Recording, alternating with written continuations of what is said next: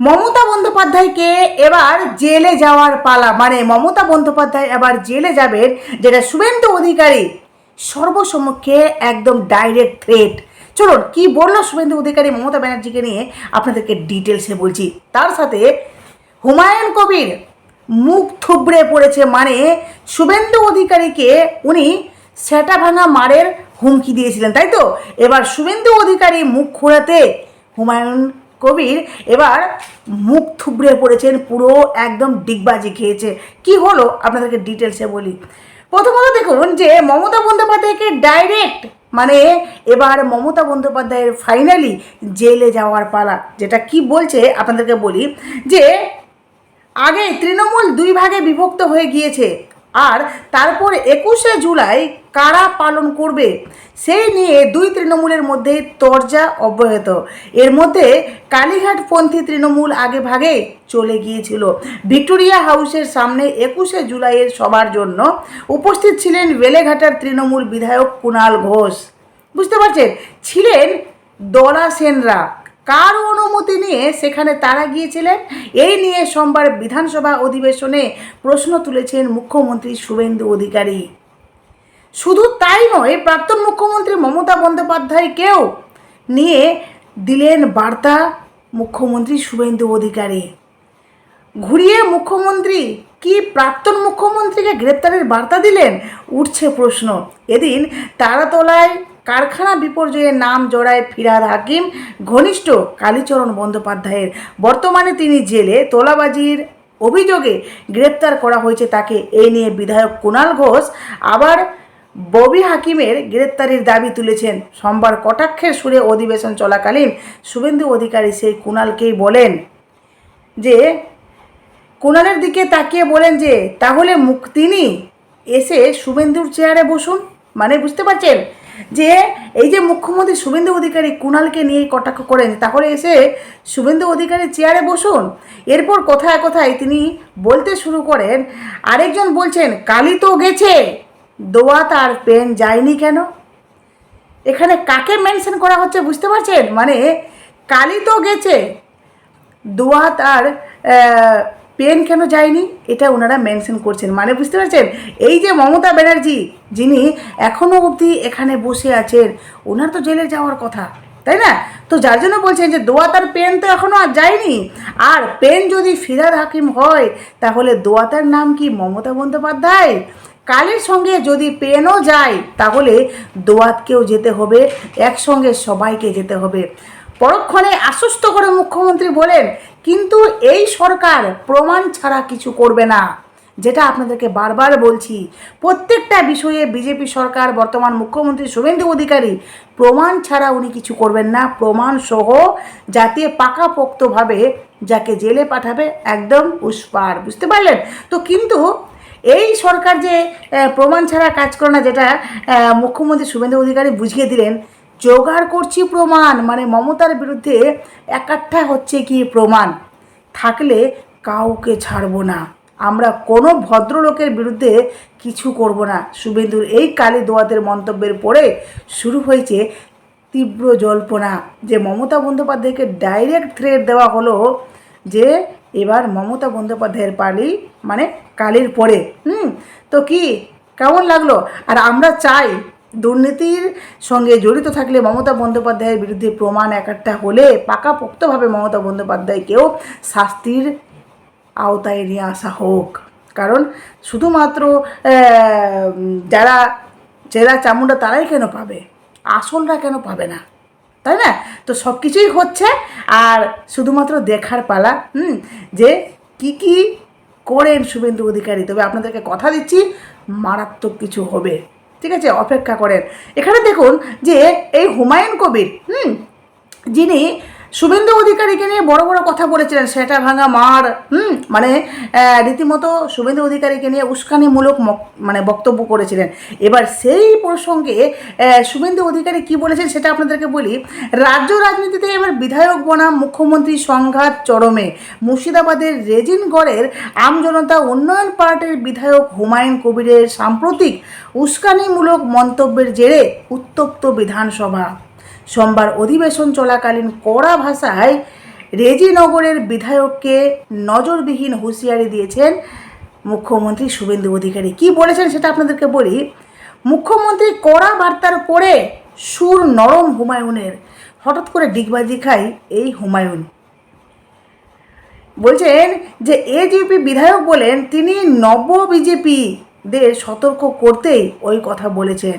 বিধানসভায় মুখ্যমন্ত্রী এই রুদ্রমূর্তি ও আইনের ব্যবস্থার হুঁশিয়ারি দেখার পরই অবশ্য তড়িঘড়ি ড্যামেজ কন্ট্রোলে নামেন আমজনতা উন্নয়ন পার্টির বিধায়ক।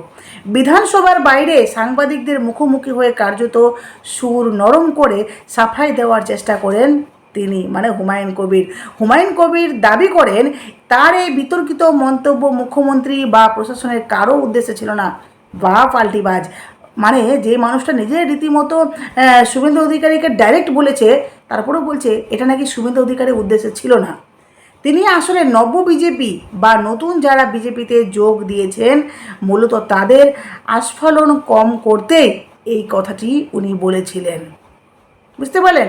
ওগুলোকে সোমবার বিধানসভার ফ্লোরে দাঁড়িয়ে মুখ্যমন্ত্রী শুভেন্দু অধিকারীকে সরাসরি উনি নিশানা করেন, মানে এই হুমায়ুন কবির। তিনি বলেন হুমায়ুন কবিরের বক্তব্য সমাজের পক্ষে অত্যন্ত ক্ষতিকারক। আপনাকে এভাবে বেপরোয়া লাগাম ছাড়া মন্তব্য করতে দেব না। এত বড় ক্ষমতা আপনাকে কেউ দেয়নি, শুভেন্দু অধিকারী বলেন। কান খুলে কথা শুনে রাখুন। মানে শুভেন্দু অধিকারী যখন কথা বলেন স্ট্রেট ফরওয়ার্ড, উনি মমতা বন্দ্যোপাধ্যায় নয় যে লুকিয়ে লুকিয়ে চুপি চুপি তা যা বলে একটা পুরো ভাষণ কমপ্লিট করবে না। এটা শুভেন্দু অধিকারী।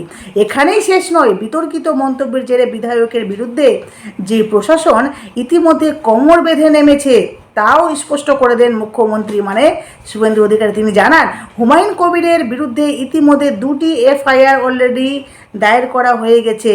পুলিশ আইন অনুযায়ী কড়া ব্যবস্থা নিচ্ছে। একই সাথে আগামী 1 সপ্তাহের মধ্যে মুর্শিদাবাদ সফরের ঘোষণা করে শুভেন্দু বলেন আমি প্রমাণ করে দেব, মানে শুভেন্দু অধিকারী বলেন আমি প্রমাণ করে দেব ভারতের আইন ও সংবিধান শেষ হয়ে যায়নি। তাই না? মানে আপনি বলতে শুরু করলেন যা নয় তা মানে একটা মুখ্যমন্ত্রীর নামে যা তা বলে দিবেন, তাই না? তো এটা তো হয় না, এটা তো মুখ্যমন্ত্রী মেনে নেবেন না। যার জন্য বলছেন যে আমি মুর্শিদাবাদ যাব এবং আমি প্রমাণ করে দেব যে ভারতের আইন ও সংবিধান শেষ হয়ে যায়নি। এই ধরনের কথা বলার আগে 25 বার ভাববেন। এটা আপনার শেষ উস্কানিমূলক বক্তব্য। এটা আপনি আজ ধরে নিতে পারেন। উত্তেজনার সূত্রপাত দিন কয়েক আগে মুর্শিদাবাদের রেজিনগড়ের কাশীপুরের একটি জনসভা থেকে। সেখানে দাঁড়িয়ে খোদ মুখ্যমন্ত্রী রাজ্য প্রশাসন ও পুলিশ সুপারকে খোলা চ্যালেঞ্জ ছুড়ে দিয়েছিলেন হুমায়ুন কবির। উস্কানিমূলক সুরে তিনি বলেছিলেন আমার মাথা যেদিন গরম হবে, এটা হুমায়ুন কবির বলেছিলেন যে আমার মাথা যেদিন গরম হয়ে যাবে সেদিন আমি এসপি, চিফ মিনিস্টার এসব কিছুই বুঝবো না। তাহলে চিফ মিনিস্টার বলতে কাকে বুঝিয়েছিল? কে কোথায় থাকলো তাও কিন্তু পরোয়া করব না, এটা হুমায়ুন কবির বলেছিলেন। বিজেপির নির্বাচনী জয়কে কটাক্ষ করে তিনি আরও যোগ করেন আমি শুভেন্দু অধিকারীকে সেদিনই বলেছি আপনারা ভোটে জিতেছেন, আপনাদের দল সরকার গড়েছে, খুব ভালো কথা, কিন্তু মুর্শিদাবাদে এই আস্ফালনটা একটু কম করতে বলুন। এরপর সেই চরম বিতর্কিত মন্তব্য করেন তিনি আমি যেদিন ময়দানে মুসলমানদের নিয়ে নেমে যাব না সেদিন এমন সেটা ভাঙা মার শুরু করব যে আপনাদের মানে বিজেপির পতাকা বহন করার মতো কোনো লোক খুঁজে পাওয়া যাবে না। ভাবতে পারছেন? মানে এত সাহস আছে কোথা থেকে বলুন তো? এত বড় কথা যে এমন অবস্থা করবে বিজেপি যে সেখানে পতাকা বহন করারও মতো একটা লোক খুঁজে পাওয়া যাবে না। মানে বলতে বলতে হদিশ কোথায় ভাবুন। এর বিরুদ্ধে যে কড়া অ্যাকশন নিয়েছেন শুভেন্দু অধিকারী, একদম সঠিক করেছেন, এমনকি হুঁশিয়ারি দিয়েছেন এটাই আপনার শেষ উস্কানিমূলক বক্তব্য। যদি এরপরে এই ধরনের বক্তব্য আপনি বলতে যান তাহলে কিন্তু মানে সেই অ্যাকশান শুরু হবে। আশা করি আপনারা খুশি হয়েছেন, কারণ দেখুন কেউ আলফাল বলবে তা তো মেনে নেওয়া যাবে না, তাই না? এমনকি যে হুমায়ুন কবির মানে বলার সময় তো বলেছেন, কিন্তু রীতিমতো উনি পরবর্তীতে পাল্টিয়েও খাচ্ছেন। যখন শুভেন্দু অধিকারী ধমক চমক দিয়েছে রীতিমতো উনি থমকে গেছেন। দেখুন শুভেন্দু অধিকারী বলছেন যে উস্কানিমূলক মন্তব্য এবং আইন নিজের হাতে নেওয়ার হুমকির অভিযোগে নওদার বিধায়ক হুমায়ুন কবিরকে চরম হুঁশিয়ারি দিয়েছেন শুভেন্দু অধিকারী বলেছেন, বিধানসভার কক্ষে দাঁড়িয়ে অত্যন্ত কড়া ভাষায় মুখ্যমন্ত্রী স্পষ্ট জানিয়ে দেন, এনাফ ইজ এনাফ। ধরে নিতে পারেন এটাই ওর শেষ বক্তব্য। মানে হুমায়ুন কবিরের এটাই যে শেষ বক্তব্য, এটা আপনারা ধরে নিতে পারেন। একই সঙ্গে তিনি সাফ বার্তা দিয়েছেন যে রাজ্যে আর কোনো রকম গুন্ডারাজ বরদাস্ত করা হবে না। অনেক তো হয়েছে টিএমসির আমলে, মমতার আমলে অনেক তো হয়েছে, শুভেন্দুর আমলে সেটা চলবে না। তবে এই হুঁশিয়ারিতে দমে না গিয়ে চাচা ছোলা ভাষায় পাল্টা তোপ দেখেছেন আম জনতা উন্নয়ন পার্টির বিধায়কও। মুখ্যমন্ত্রী বিধানসভায় হুমায়ুনের দুটি বিতর্কিত ভাষণের হুবহু খতিয়ান তুলে ধরেন। প্রথম ঘটনাটি ঘটে গত 26শে জুন রেজিনগরের কাশীপুরে, যেখানে বিজেপিকে আক্রমণ করতে গিয়ে হুমায়ুন হুমকি দেন। বুঝতে পারছেন, আমি যেদিন ময়দানে মুসলমানদের নিয়ে নেমে যাব, সেদিন এমন সেটা ভাঙা মার শুরু করবে যে আপনাদের পতাকা বহন করারও একটি লোক খুঁজে পাওয়া যাবে না।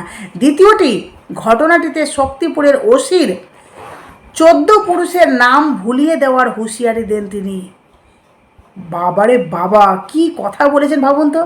শুভেন্দু অধিকারীর অভিযোগ, রেজিনগরের উপনির্বাচনে নিজের ছেলেকে জেতাতে এবং 72% মুসলিম ভোটকে নিজেদের পক্ষে মেরুকরণ করতে নওদার বিধায়ক এই বিপজ্জনক খেলা খেলছেন। সোমবার বিধানসভা অধিবেশন শুরু হতে বিজেপি বিধায়ক হুমায়ুন কবিরের এই কথাগুলো বলেছেন, সেই হুমায়ুন কবিরের বিরুদ্ধে হাই হাই স্লোগান তুলে তীব্র প্রতিবাদ জানাতে থাকেন। বুঝতে পারছেন যে বিধানসভা অধিবেশন শুরু হতে এই বিজেপি বিধায়করা হুমায়ুন কবিরের বিরুদ্ধে হাই হাই স্লোগান তোলেন। পরিস্থিতি উত্তপ্ত হলে স্পিকারের অনুমতি নিয়ে হাউসের সামনে বিধায়কের বিতর্কিত বয়ান পেশ করেন মুখ্যমন্ত্রী শুভেন্দু অধিকারী। এরপরে প্রাক্তন মুখ্যমন্ত্রী মমতা বন্দ্যোপাধ্যায়কে খোঁচা দিয়ে তিনি হুমায়ুনকে বলেন, শুভেন্দু অধিকারী মমতা ব্যানার্জি প্রাক্তন মুখ্যমন্ত্রীকে খোঁচা দিয়ে উনি বলেন যে, আপনাকে পরিষ্কার বলছি, মমতা বন্দ্যোপাধ্যায় এখন মুখ্যমন্ত্রী নন। আপনি দুর্বল মুখ্যমন্ত্রী পেয়ে এতদিন যা খুশি করেছেন, যা খুশি বলেছেনও, কিন্তু এখন তা আর চলবে না। আপনাদেরকে বারবার বলি না, শুভেন্দু অধিকারীকে এই জন্যই বেশি ভালো লাগে, উনি স্পষ্ট আর অত্যন্ত স্পষ্টবাদী একজন মানুষ। এমনকি যে উনি যা বলেন, এটাও বলেছেন উনি যে আমি শুধু মুখের কথা বলি না, রীতিমতো কাজ করে দেখাতেও আমি পছন্দ করি। যে মুখের কথা বলে দিলাম তা কিন্তু নয়, আমি কাজ করে প্রমাণ করে দেব। তো এখানে কিন্তু পরিষ্কার একদম তীব্র কড়া ভাষায় হুমায়ুন কবিরকে হুঁশিয়ারি দিয়েছেন যে আপনি দুর্বল মুখ্যমন্ত্রী পেয়ে এতদিন যা করেছেন, যা বলেছেন সেটা অতীত, কিন্তু এখন তার চলবে না। মুখ্যমন্ত্রী এই আক্রমণের জবাবে এবার তীব্র আক্রমণ শানিয়েছেন হুমায়ুন কবিরও। মেরুকরণের অভিযোগ উড়িয়ে দিয়ে তিনি সাফ জানান, হুমায়ুন কবির বলেছেন নিজের দলের প্রার্থীর হয়ে প্রচার করা তার অধিকার। খোদ মুখ্যমন্ত্রীকে কাঠগড়ায় দাঁড় করিয়ে তিনি বলেন,